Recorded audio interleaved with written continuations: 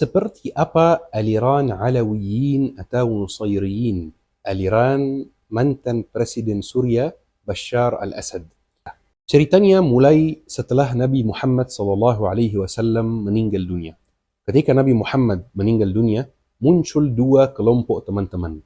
Kelompok yang pertama adalah kelompok mayoritas sahabat, 99% dari sahabat. Kelompok yang pertama berpendapat bahwa yang berhak jadi khalifah adalah Abu Bakar As-Siddiq. Kemudian ada kelompok yang kedua, yaitu kelompok minoritas, kelompok yang jumlahnya sangat sedikit, yang berpendapat bahwa yang berhak jadi khalifah adalah Ali bin Abi Thalib. Dari situ muncul aliran Syiah, teman-teman. Dan bagaimana Syiah muncul itu, ana sudah bahas dalam kajian yang lain. Seiring waktu, Syiah itu berkembang akidahnya dan berkembang kepercayaannya, dan muncul di dalam Syiah sendiri puluhan aliran Syiah yang lain. Banyak yang mengira bahwa Syiah itu adalah satu kelompok saja. Enggak, teman-teman. Syiah itu banyak kelompok, banyak aliran. Tetapi aliran Syiah yang paling terkenal adalah Al-Syiah Al-Ithna Ashriyah, atau kadang-kadang juga disebut Al-Syiah Al-Imamiyah, yang bahasa Indonesianya Syiah ke-12. Ini Syiah mayoritas, teman-teman. Kalau kita sebut Syiah secara umum, biasanya yang dipahami atau yang dimaksud adalah Syiah ke-12. Syiah yang ada di Iran itu Syiah ke-12. Syiah yang ada di Irak itu Syiah ke-12. Bahkan Syiah yang ada di Indonesia juga adalah Syiah ke-12. Kenapa mereka disebut Syiah ke-12, teman-teman? Karena mereka percaya pada 12 imam yang berhak memimpin umat Islam setelah Nabi Muhammad SAW. Ana sebut nama imam-imamnya dengan cepat karena nama imam ke-12 ini yang kita perlu bahas hari ini, insyaAllah.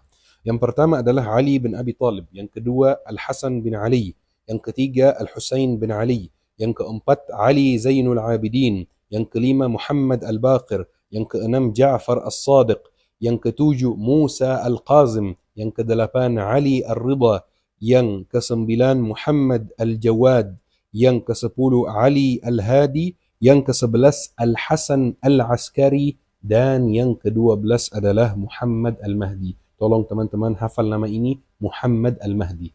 Karena teman-teman Bashar al-Assad dan alirannya itu muncul dari Muhammad Al-Mahdi itu. Jadi teman-teman, ceritanya Muhammad Al-Mahdi itu aliran Syiah percaya bahwa dia masuk ke dalam sirdab. Sirdab itu ruang di bawah tanah. Dia pas dia masih kecil masuk ke dalam sirdab dan dia akan bersembunyi di sirdab sampai Allah Subhanahu wa taala memerintahkan dia untuk keluar untuk memimpin umat Islam yang Syiah di akhir zaman. Jadi Muhammad Al-Mahdi itu dalam kepercayaan Syiah adalah Al-Mahdi yang kita kenal. Kan kita kadang-kadang sebut Al-Mahdi, kapan Al-Mahdi keluar, kapan Al-Mahdi muncul. Dalam kepercayaan Syiah, Muhammad Al-Mahdi itu adalah Al-Mahdi. Jadi dalam kepercayaan Syiah, Al-Mahdi itu sudah ada dan sudah lahir dan sedang hidup sekarang, tapi sedang bersembunyi di kota Samarra, di sirdab, di ruangan di bawah tanah, teman-teman. Tetapi muncul satu masalah besar, teman-teman, yaitu kan ada 12 imam yang akan memimpin umat Islam setelah Nabi Muhammad SAW. Sekarang imam ke-12 itu lagi bersembunyi. Siapa yang akan memimpin umat Islam? Jadi Syiah mikir-mikir bagaimana solusinya, apa cara yang paling baik agar umat Islam yang Syiah tetap ada pemimpinnya, dan mereka menciptakan satu posisi baru atau satu jabatan baru namanya Al-Bab. Al-Bab itu, teman-teman, artinya pintu. Maksud mereka pintu yang memisah antara alam Al-Mahdi itu, dunia Al-Mahdi itu, dan dunia nyata dengan alam kita. Dia yang menghubungkan dan memisahkan antara kedua alam ini. Al-Bab itu tugasnya apa, teman-teman? Tugasnya adalah menerima perintah-perintah Al-Mahdi. Kan pada kepercayaan Syiah, imam ke-12 itu berhak memimpin umat Islam. Jadi memimpin melalui perintah-perintah, melalui nasihat-nasihat, melalui ketentuan-ketentuan. Bagaimana ketentuan ini disampaikan sementara imamnya bersembunyi? Disampaikan melalui Al-Bab yang bertugas untuk menyampaikan perintah Al-Mahdi kepada warga Syiah. Waktu itu, teman-teman, posisi Al-Bab diisi oleh Abu Ja'far Al-Umari. satu orang namanya Abu Ja'far Al-Umari. Tetapi tiba-tiba muncul satu orang lain namanya Muhammad bin Nusairillah yang mengklaim dirinya sebagai Al-Bab. Jadi sekarang atau di zaman itu ada dua orang yang mengklaim dirinya sebagai Al-Bab, Abu Ja'far Al-Umari dan Muhammad bin Nusairillah. Tetapi mayoritas warga Syiah tidak percaya pada klaim Muhammad bin Nusairillah. Mayoritas warga Syiah dan ulama Syiah tetap percaya pada Abu Ja'far Al-Umari sebagai Al-Bab yang berhak menyampaikan perintah-perintah Al-Mahdi. Ketika Muhammad bin Nusairillah menerima penolakan dari warga Syiah, maka dia menyendiri dan dia membuat aliran baru. Dari situ muncul aliran Alawiyin atau Nusairiyin, teman-teman. Dari situ muncul namanya karena pembuat aliran tersebut namanya Muhammad bin Nusairillah. Dia buat aliran baru dan menyendiri. Dan dia punya pengikut-pengikut. Tetapi jumlahnya tidak banyak. Kemarin teman-teman saya sempat baca komentarnya di video Surya. Ada yang mengira bahwa Alawiyin itu ada hubungannya dengan Ba'alawi. Enggak teman-teman, tidak ada hubungannya sama sekali dengan Ba'alawi ya. Ini beda cerita. Seiring waktu teman-teman, kelompok Alawiyin itu berkembang juga. Dan terpecah belah menjadi dua kelompok besar. Kelompok yang pertama adalah kelompok Alawiyin yang ajarannya disampaikan kepada publik secara terang-terangan. Kurang lebih mirip dengan Syiah ke-12. Dan kelompok Alawiyin yang pertama itu sudah mundur dari Alawiyin tahun 1930-an. Mereka mundur dan mereka gabung lagi dengan Syiah ke-12.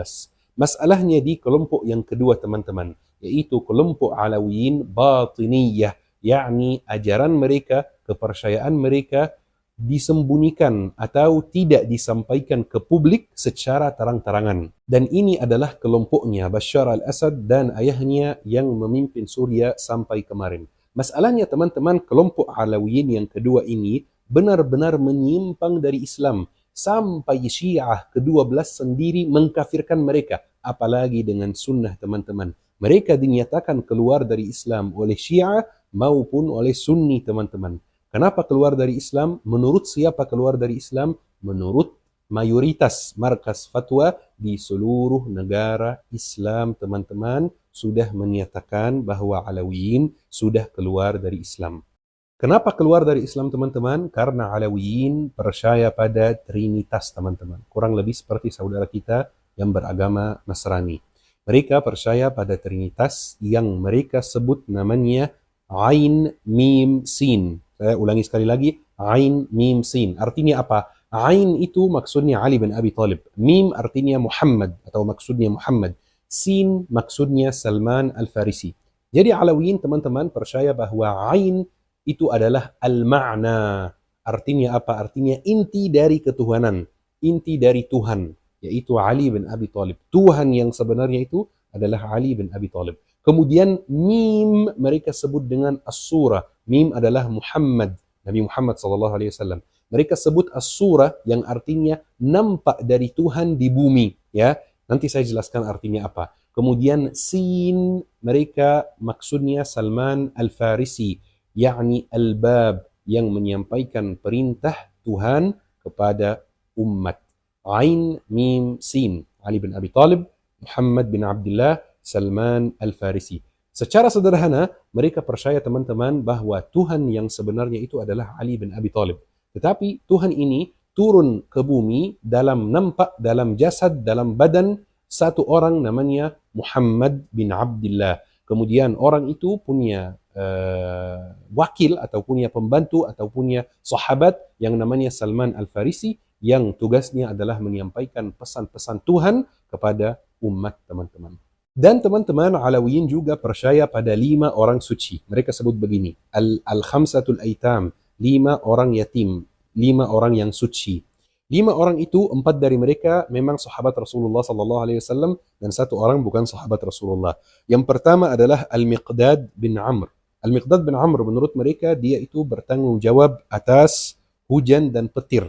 Yang kedua adalah Abdullah bin Rawaha dan dia itu bertanggung jawab atas angin.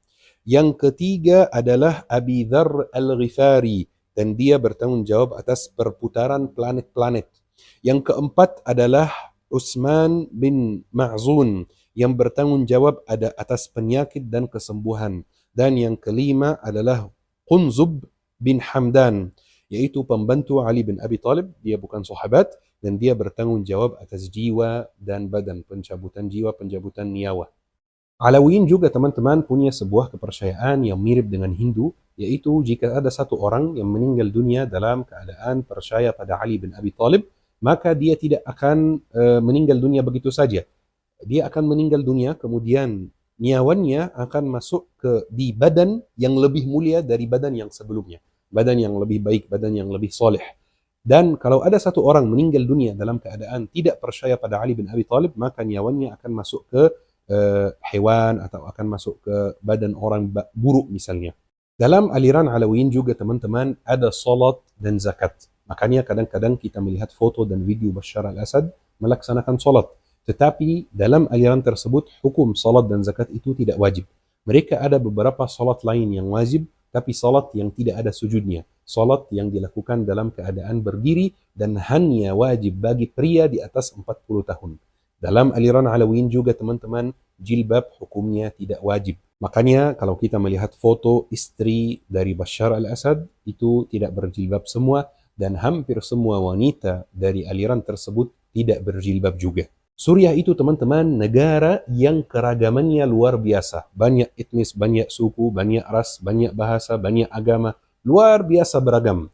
Ketika Prancis mau menjajah Suriah, semua etnis, semua ras, semua suku, semua agama berkumpul bersama untuk melawan penjajahan. Kecuali satu aliran teman-teman. Pasti teman-teman sudah tahu aliran apa? Aliran Alawiyin. Mereka malah membantu Prancis untuk menjajah Suriah.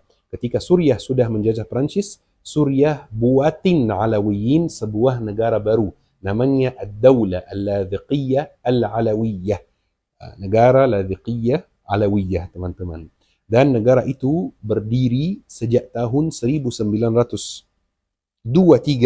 sampai 1936 teman-teman. Sampai ada satu orang yang namanya Hafiz al-Assad yang kudeta pemerintahan di Suriah tahun 1970 dan dia berkuasa sampai tahun 2000. Kemudian anaknya yang bernama Bashar al-Assad berkuasa sampai tahun ini 2024 kemarin, sampai dia kabur ke Rusia teman-teman.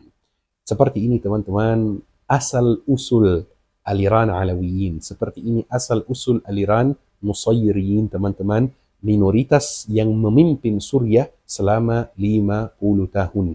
Minoritas yang bukan hanya tidak percaya pada Allah Subhanahu wa taala, tetapi mereka memusuhi agama Islam. Kemarin teman-teman bertanya-tanya tentang nama-nama buku yang di dalamnya ada aqidah Alawiyin itu seperti apa. Saya sebut beberapa dari buku tersebut.